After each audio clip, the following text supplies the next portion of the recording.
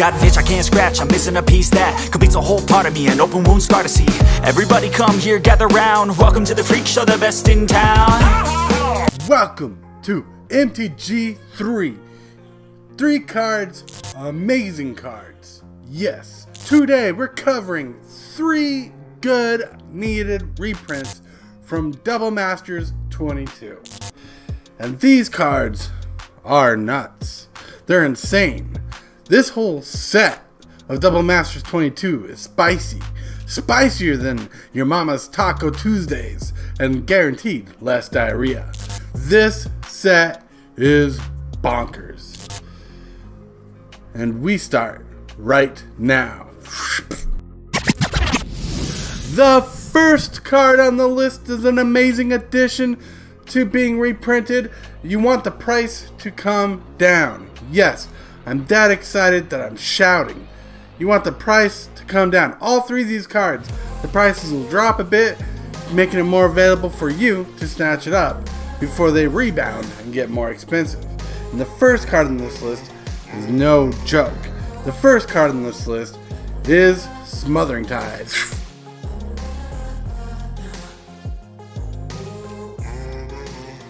Smothering Ties is an enchantment. It says whenever an opponent draws a card, that player may pay 2. If the player doesn't, you create a treasure token. The treasure token is an artifact with tap. Sacrifice this artifact, add 1 mana of any color. We're both a little overexcited. This is a reprint that we need. An amazing reprint. All the treasures, everything that goes along with it. White needed this card when they printed it. White needs more help, and this makes it more available for you and I to get. That is nuts. It's amazing. Smothering Ties is obviously a good include in the set. Not to say anything less, because this card's price needs to be dropped down. That's pretty much my word on it. This is going to be an easy video to make, because there's not much I need to do to explain why these cards are awesome. And now let's get to the second card on the list.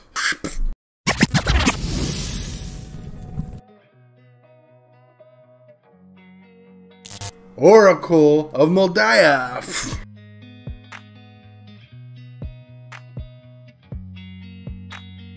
Oracle of Moldiah costs 3 generic and a green, is a creature elf shaman, power toughness 2/2. She says you may play an additional land on each of your turns. You play as the top card of your library revealed. You may play lands from the top of your library. It's fantastic. This card is good. Alright, so you have cards like Wayward Swordtooth and Azusa Lost But Seeking, both who do 2 different things on their own in the same fashion for the same themed decks and cube cards that you want. But no way should Oracle of Moldiah be more expensive than these 2 cards I listed. Because these cards are great, and the 2 cards I listed, Azusa and Wayward Swordtooth, are more aggressively costed. Oracle of Moldiah fits in this realm of good cards, and we want this price to drop amazingly low as we can get these cards to snatch them up for our collections. Yes. Yes. Yes. You guys hear me say yes a lot in that weird way. If you watched Beast Wars Transformers as a kid, you'd catch on. If not, it just rolls by. And this leads us to the number 1 card on the list. The number 1 reprint that we needed. What reprint is that? It's an amazing reprint. It's a secret saucy card. One of my favorites, and probably should be banned in Commander. It was the talk of the town when it was first released. What am I talking about? We're talking about Consecrated Sphinx.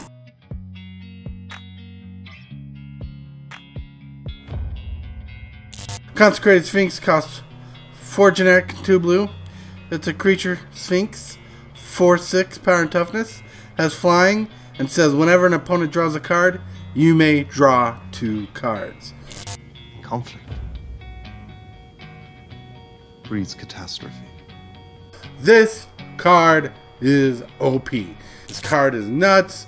This card has been talked about being banned for years, even before Cyclonic Rift. You know, this card is the original OG of blue draw power, and it is amazing. Amazing! Yes, this card is great. What can I say about Consecrated Sphinx to supplant how much we needed this card reprinted? Well, first of all, it shouldn't be above $40. Second of all, it needs more reprinting so you and I can have more copies. Let's see. It's just an amazing card overall, and that's why it's my #1. Ha! No discussion needed. This is the best card that we need to reprint in this set. Not in a stupid secret lair. Those cards are already high costed anyways, just for sometimes less quality artwork than you get from the sets themselves. Let's get on to the instep. The instep. To answer last week's question, what dragon are you recurring from your graveyard that's big, fat, and hasty, all that jazz, however you want to do it? Well, our friend Brandon says he would bring back Rith the Awakener. And Rith the Awakener is just a classic. Indeed, yes. And for today's question of the week, my question is, what one reprint do you want to see in a future set? Well, thank you for your time. Thank you for watching this video. Please like, comment, share, whatever the devs are. And until then, see ya next time. Maybe someday we could become friends. There's still one more thing I must do before I go. Yes, and yes. And? Thank you guys so much. We really appreciate, you know, everything. God, I love being a turtle! I've got an itch I can't scratch, I'm missing a piece that completes a whole part of me, an open wound scar to see. Everybody come here, gather round, welcome to the freak show, the best in town. What the hell's wrong with me? I don't get along with anybody, honestly. I've been living in my own head constantly, thoughts jumbled around, think I need a new lobotomy. Wait, all these thoughts are too negative. I don't wanna get lost in the sedative. Gotta show them what I got, I'm competitive. You know I'm about to go off, I won't let them win, I'll take a stab. I wanna chase the bag, I wanna weigh, I can change all the things I lack. I gotta face the facts, I gotta